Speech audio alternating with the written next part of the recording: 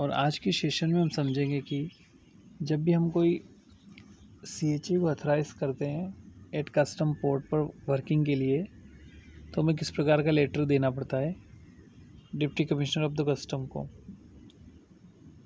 For the specific port.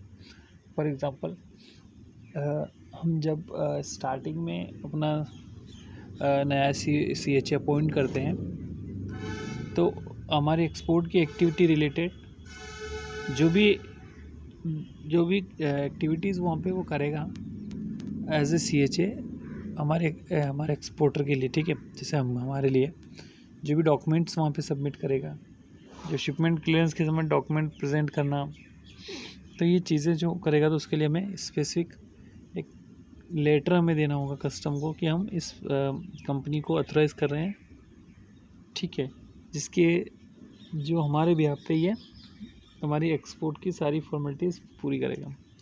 तो start करते हैं सेशन को। लेटर लिखेंगे deputy commissioner of the custom, ठीक है। कौन से पोर्ट पे लिखना है वो इसमें मेंशन करेंगे।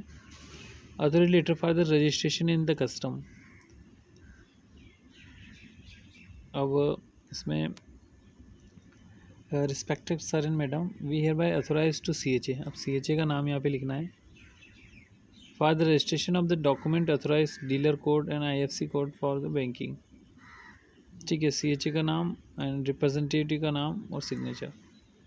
अब हमें इस चीज़ यहाँ समझने की है कि कई सारी चीज़ें ऐसी होती है कि CHA अपनी बिहाफ पे ही कर लेता है एक्सपोर्टर, जो हमें करना होता है एज एक्सपोर्टर। जैसे हमें एक्सपोर्टर हैं, हमें बहुत सारी एक्टिविटीज़ करनी होती हैं, बट हम वहाँ पे जाते नहीं हैं और हम अपने CHA को ऑथराइज़ कर देते हैं, फिर वो खुद कर लेता है। फॉर एग्जांपल आपने देखा होगा कि जब डिलीवरी ऑर्डर लेना होता है तो कभी एक्सपोर्टर नहीं जाता है, कभी रेयर केस में जाना पड़ सकता है, बट ये CHA ही डिलीवरी ऑर्डर लेता है। मीन्स कि जिसका गुड्स आपके इंपोर्ट शिपमेंट आई है, ठीक है, तो जो गुड्स आपके होंगे शिपिंग लाइन उसी पर्सन को देगी जिसके नाम से बिल ऑफ लेडिंग है, जिस कंपनी के नाम से बिल ऑफ लेडिंग है।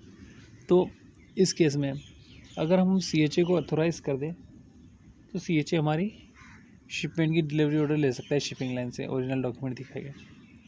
तो इस प्रकार से हम अपने CHA को एक स्पेसिफिक कस्टम पोर्ट पे ऑथराइज़ कर सकते हैं। तो guys, thank you for watching this session. Have a nice day.